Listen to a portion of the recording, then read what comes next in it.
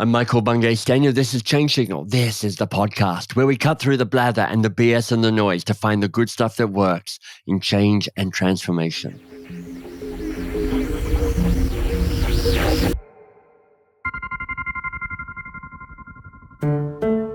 One of the absolutely fundamental truths about any change process is that it is complex. I mean, it is never a just pull a lever and something predictable pops out. But you already know this. The question is, what do you do about it? People have an intuitive sense that their old ways are not working. And if you give them a way to make sense of that, it's an incredible relief that they could just try a new way instead of trying to get more efficient and effective. Jennifer Garvey Berger is, I think, one of the great teachers about practically what you do about the messiness of complexity. She's a bridge between the phenomena of emergence and what it takes to be a change agent these days. Now, you're going to love this conversation if you've ever had a change plan that hasn't quite gone according to the plan. And who hasn't had one of those? We're going to dig into the power of small experiments, which is a nice build on the Charles Conn interview from a few weeks ago, a brand new thing you need to measure, and more. So, Jennifer, welcome. You have named the thing I live to do. So thanks for having me, Michael. All right. I love a bridge builder. All right, let's get into it right away. What do people get right and what do they get wrong about complexity? How long do you have?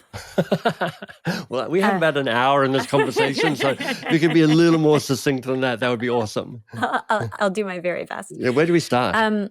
What people get right about complexity is that it is surprising and somewhat daunting. I believe our nervous systems actually respond to complexity as a threat. Yeah. And so when people experience complexity and think, I'm kind of feeling bad about things right now, that seems like that's a fair first response. What people get wrong, there are two main categories where people get things wrong. First of all, there's this drive to simplify complexity. There's a drive to say, yes, let's plan our way out of this thing. Let's control our way out of this thing. Let's deny that it's complex. And really, we are going to make a Gantt chart so big that we are going to contain all of the complexity inside our Gantt chart, and there will be no surprises. Yeah. So that's number one. And the other mistake is when people just stop and they're like, let's study this some more. We need to really understand this so well. And we're not going to do anything until we understand it really well. We're just going to study it. We're going to figure it out. We're going to wait until it becomes clear, and then we're going to move. All right. And both of those, kind of the artificial planification, I just made that word up. There you go. That's a good word. Planification of complexity, and also the kind of doe in the headlights. I can't do anything because I'm so overwhelmed by it. Both of those approaches are not that helpful. Yeah. And as soon as you say both of those, I'm like, I've had both of those experiences where I'm like, no, grind harder and faster. That's and right. More Gantt charty. Or if I just lie down on the carpet here for like a week or 5, maybe it'll all go away and it will find clarity and simplicity for me. You mentioned right at the start, our nervous system might respond to complexity as a threat. What is threatening about complexity? I mean, maybe help us understand what complexity is. Give us a sense of that. And then tell me why that feels so dangerous to me. Yeah, I've spent so much of my career trying to figure this thing out. So here's where I've got to. One of the necessary pieces of complexity is that it's unpredictable. Yeah. Right? You use this word emergent. Basically, the way I think about complexity, the way many people think about complexity, is it's a lot of intertwined, enmeshed factors. And the combination of those factors create a new event, like this emergent space, right? It just pops into being, not because any one actor popped anything into being, not because any Gantt chart ever tried to do it, but all those pieces together created this whole new possibility, world, activity, relationship, whatever the thing is. And I'm just going to jump in here to say this phenomenon of emergence, this is in so many ways, actually, it's the magic of the world. It's a source of life and awe. I mean, we might curse it at times as change agents, but really, it is an extraordinary thing. So it's necessarily, you can't predict that. Right. And you can control it because you might be just one of those players, not all of the players. Yeah. And things that are completely outside human control, like the weather, right? The environment, the economic systems, they're all players too. And so you can't predict it and you can't control it. And it turns out our nervous system, and the more they study, the more they find this, our nervous system, our emotions, even our movement centers are all there to predict what's going to happen next. Right. The brain loves certainty. Everything about the brain has evolved as a prediction effort. Right. And when we can't predict something and we experience ourselves as being unable to predict something, from the time mammals were tiny mouse-like creatures running, scurrying through the woods, if you can't predict it, it's probably dangerous. Right. And so our nervous systems really, really get activated by the idea of uncertainty and unpredictability. So the bad news about that is complexity is everywhere all the time. Everywhere, all the time. And when you're in change, so we've got this deeply ingrained hundreds of thousands of years of practice of fleeing or maybe fighting or fainting, kind of the various F responses to threat. We've talked about the two things that we often try and do in organizations, very human things, which is either, control the heck out of it with planning or just get frozen and not act at all. So we've got very biological responses. Is it possible to become superhuman? Well, it's funny you use those words. I think it's possible to become superhuman. Like, can we be very human in our responses? And can we actually lean into our humanity? Oh, I love that. We don't want to become robots. We have robots. They exist. What we need is our humanity, and we need to understand what's going on for us and then be able to respond to it. What I think we need is to intentionally evolve ourselves to be fit to handle the complexity of the world that we've basically created around us. What are the best human traits we need to perhaps amplify or celebrate to help us be present to complexity and not be shut down by it? So I think about this question a lot. One of the things I think about is human connection, the human capacity to connect. Right. Each of us is actually too small and too limited to handle complexity. That's just true. We need each other. And we not only need each other, we need a diverse set of each others. And humans are actually fantastic when we are primed for it and when we are practicing, are fantastic at connecting across difference. We're also terrible at this, by the way, if we don't work at it. So it doesn't come for free. Right. But it's totally possible. It's totally within the fundamental human skill set for us to connect with, listen to, build together alongside somebody who's powerfully different from us.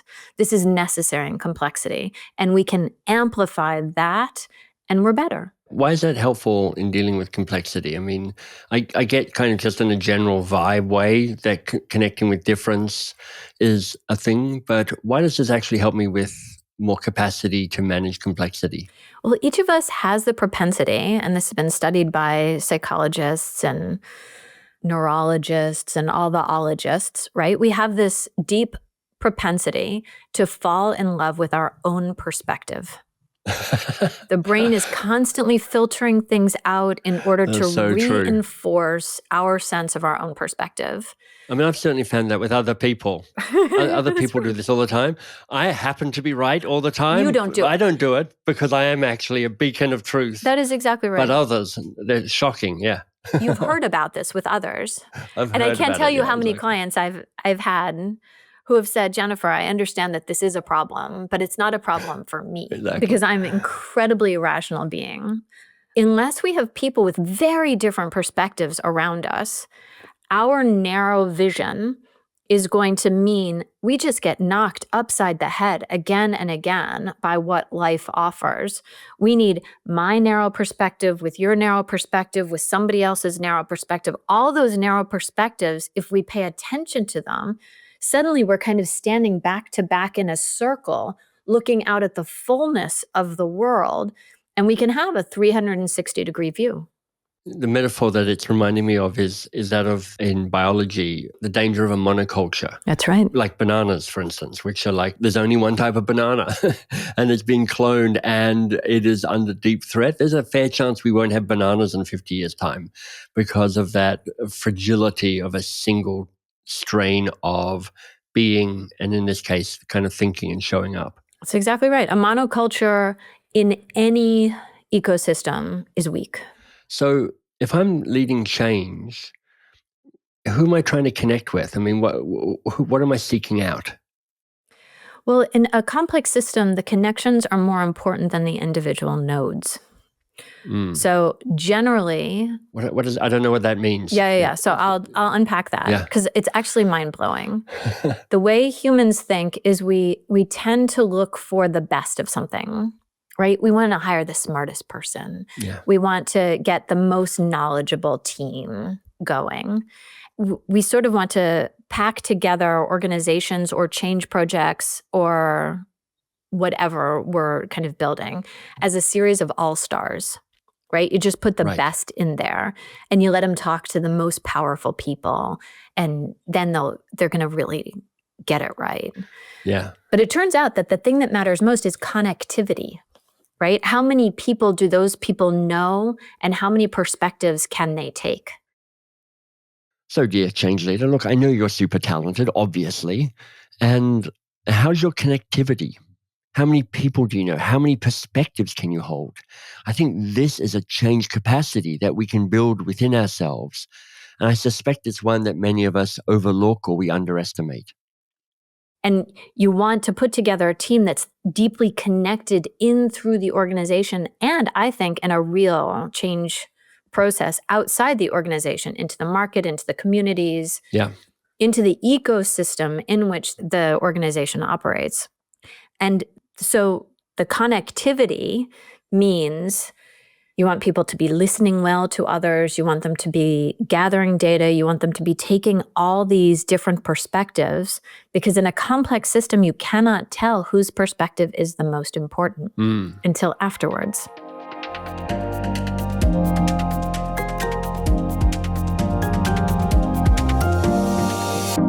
If you're enjoying the conversation with Jennifer as much as I am, you can find her at cultivatingleadership.com. That's all one word. Now, she's also on LinkedIn, and I can recommend both Unlocking Leadership Mind Traps and also Unleash Your Complexity Genius, 2 good books to take a gander at. Let me play the role of a skeptic change leader. Jennifer, that's all very well. I'd love to gather everybody together and we can light incense and, appreciate each other and see the light within and the like. But I've got pressure from my boss. I'm so exhausted myself. I barely have time to tell my team what's going on, yet alone find a diverse range of constituents to actually kind of engage in. How do you respond to something like that? I get it. I get a lot of those, right? People are really exhausted. And when we're exhausted, we get thin and brittle, right? Yeah. We take fewer perspectives. We believe more in our own story. We even begin to observe neutral faces as if they are threatening faces. That's what stress does to the body. And we haven't even begun to mention what it does to our internal organs, right? Right. So instead of doing so many change projects, if we were to think of how do we do kind of change, not in a project way, but like in an evolutionary way, then we would understand that we need to be resourced for this. And some of the resources we need are very basic things like sleep and nutrition, right? Right. Breath is an incredibly important resource. And perspectives are another resource. But the thing I'm suggesting is not let's gather everybody's opinion and get everybody on board. And I'm saying there is knowledge about an easier move you could experiment with than you have ever considered. Right. And it's somewhere out there in the ecosystem. And so how do we access that thing? Yeah. Jennifer, you mentioned the word experiment there. What's the role of experimentation in being able to work with complexity? Experimentation is necessary in being able to work with complexity. And true experimentation where you really don't know what's going to happen next, but you're going to learn like crazy from whatever it is. So experimentation that doesn't bet the whole house, the whole business, but where you're constantly testing and learning, which, by the way, most successful people actually hate. Right. Because testing and learning means sometimes things don't go the way I want them to go, which means something that looks and feels kind of like failure, which ironically success in the context of experiment. That's exactly right. And learning is costly. And so we don't know it, but we're trying all the time not to learn from what we see. That's a great insight. How do I design a good experiment? I've been trying to figure this question out for a long time. So I can tell you where I am now. Great. It needs to be smaller than you think it is. Almost every time I say experiment to someone in an organization, they convert that word into initiative. Right. And then they think, I've got to get all these permissions, I've got to get all this budget. Actually, the thing we're looking, because complexity is nonlinear. Yeah. And things happen and you can't control them. The thing you're always looking for is the smallest possible intervention that has the highest possible impact. Right. That's what we're looking for. Yeah. And to do that, we don't know what it is. You can't know. Definitionally, you can't know. And so we're always looking, what small thing could I try next that would help me learn about what's going on? And so we suggest you make it smaller, more inside your control, that you make it actually fun, something that kind of makes your eyes light up or makes you smile a little bit as you think about it, because it's in that spirit of play that we can release some of our intense, trained desire for success, which so undermines our capacity to experiment. Yeah, sure. And that you figure out, how am I going to actually learn from this thing? And what would learning even look like here? Yeah. You also want to walk away from your hope to get at the root cause of something. There's no root cause in complexity. Right. Smart people are always looking for the root cause of everything, and they want to find the root cause, and then they want to intervene there. In a complex system, there is no root cause. And if you intervene right there, you're likely to amplify organizational annoyance, rage, frustration. People don't want that. So if you kind of do something on the edges to say, let me try this experiment over here that's connected but not in the center of the challenge, then you're standing a chance. Can you give me an example of what an experiment might look like? Yeah. Just to make it real for people? Yeah. We had a firm we were working with. It was a partnership. And they were finding that as they got bigger, the different kind of business areas in the partnership turned into silos. And the silos actually started to compete with each other inside the same partnership. And they would even be undermining one another in the marketplace. Yeah, which is true of almost every organization I've ever seen. So exactly. You're speaking to a common truth here. No shock, right? Yeah. And so the first thing they did was they thought, what's the root cause of this issue? The root cause is the way we pay out our partners, the way we reward them. Because people are incentivized to do individual pieces and they're not incentivized to do collective things. So we are going to incentivize collectivity. You see this all the time as an answer, right? Yeah, right. So they tried to roll out this initiative about having kind of mutual compensation. My compensation would be based on what I did and also what you did. And that actually made them hate each other more, and it made the silos stronger, because now I can blame you when something goes wrong. That's fantastically good. That's a great story. So we said, so what would an experiment be? What do you reckon? What if you had $5,000? They'd invested millions of dollars in this compensation thing that fell apart. Yeah. We said, $5,000. What could you do that would just get a couple of people to talk to each other in a different way? Mm-hmm. And they said, well, what if we gave everybody like a fancy lunch? We're going to give you a couple $100 for a super fancy lunch. You don't get the money for taking one of your friends out. You have to take somebody in this other silo out to lunch. Nice. And what did they find? They find most people didn't do it. They didn't like each other enough to even eat a fancy lunch together, even if they weren't paying for it. Right. But about 10% of the partners were like, I love a fancy lunch. Yeah. And if I have to take whatever, this guy out to this fancy lunch, fine, I'll do it. And what did they do? Fancy lunches are long. They take a long time. They could only talk so much about other stuff. Sport, and then they had weather. Exactly. Yeah. Then they began to connect with each other. Yeah. And they began to talk about client things. And they think they built more than $10 million of revenue from this first initiative that almost nobody took them up on. Right. But it began to build partnership across these silos in this oblique way. Now, here's a little coda to that story. I was telling that story to a different client. Yeah. And that client, somebody came up to me afterwards and said, Jennifer, I really want to talk to you about that story. And I said, yeah. They said, we did exactly the same thing. We had a silo problem. We did the lunch thing. We gave people lunches. And we even had about the same numbers. About 10% of the people took us up on it. And we saw that it was 10% and we killed it because we saw it was a total failure. And so we killed it as an experiment. Oh. And I was like, oh, isn't that interesting? 10% change can lead to quite significant outcomes. But if what you want is for 90% of the people to buy into every single experiment you try, you'll kill them all. Yeah. 10% might be hugely successful. It might lead to exactly the thing you want it to be doing. Right.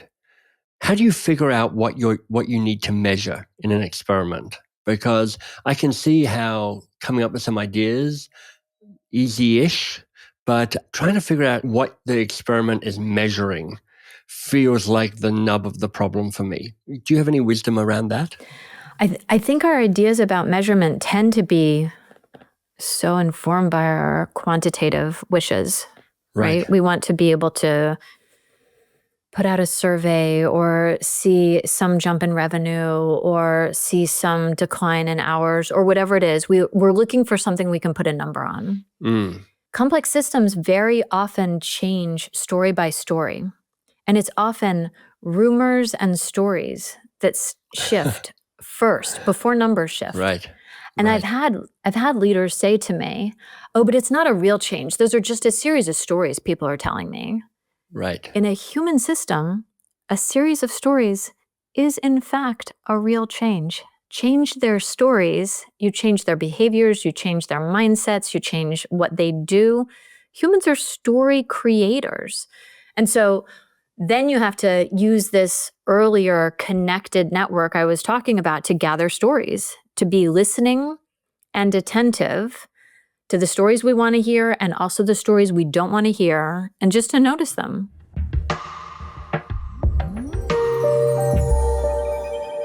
What guidance do you have for a change leader, change agent, listening to this, buying into it, singing, hallelujah, sister, as they're hearing you talk, but also existing in a system where they're less receptive to what the wisdom you might be kind of laying down now? How do I change a system that is just not that into complexity or stories or experiments or emergence? I mean, then the first change you need to make is to make a fertile ground for some of those things. And some of the change leaders I know have kind of a public track and a private track, all inside their work right? Yeah. The public track is like, yeah, I'll make you a Gantt chart. I'll figure out the budget. We'll measure these 10 things. And the private track is like, and we'll just do this little experiment and that little experiment and this other little experiment. And often the private track gains more traction. Yeah. And then people begin to believe it. I like it. But I tell you what, Michael, I used to, I've been in this complexity business for almost 30 years. I know. Right? A long time. A long time I've been talking to leaders about complexity. And for the first 20 years, I would say I met many, many more skeptics than people who were open for this kind of set of ideas or approaches. Now, when everything's spinning out of control, when governments and markets and climate and, you can't look at a system that looks stable and regular, and you can't look at a market that looks kind of stable and regular. People are much more amenable than I've ever seen them before to actually saying, okay, the thing that we've been doing and that our natural response is to do harder and harder and harder. Yeah. Maybe we need another way. Jennifer, we've covered a lot in the time we've had together. What else needs to be said? What's the thing that we need to talk about that I've failed to ask you a good question about? I think we talked about how hard it all is.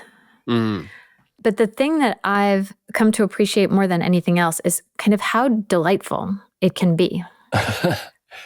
Sell me on the delightfulness of managing this stuff, because you're right. It's easy to linger in the kind of the ambiguous misery of it all.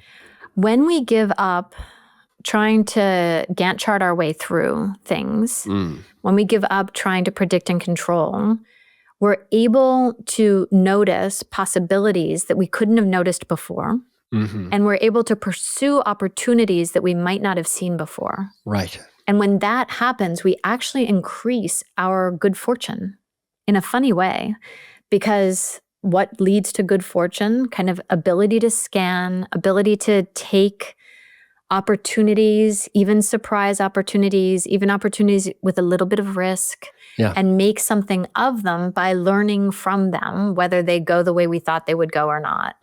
None of us would ever read a book if it said on the back cover, first this happens, and then this happens, and then this happens, and then that happens, and then the next thing happens, and the characters go through conflict, but then the characters come together, and they come together in this exact way. Come read the book.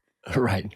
But we try to do that for change projects all the time. First this is going to happen, and then this is going to happen, and then those three things are going to come together, and then it's going to pop out this way. Yeah. Actually, the thing that we love is kind of the unfolding possibility of our lives. And the stories we love are stories of things that happen unexpectedly and were better than anybody ever imagined. Yeah. Complexity is the thing that makes that possible. And it's how I think we can create and connect and change our way into something better than what we have now. If all you do is take away Jennifer's last comment, what if this change process was delightful rather than hard? Well, I think you're then leaving with a piece of profound wisdom. And I hope you're finding this pod delightful. I mean, if you are, I, of course, love a review on your platform of choice. But if you're going to do one thing to help, then recommend a favorite episode to someone. Email a fellow change agent, text them, or post on LinkedIn and tag me. Thanks for doing the work. I'm really glad you're here.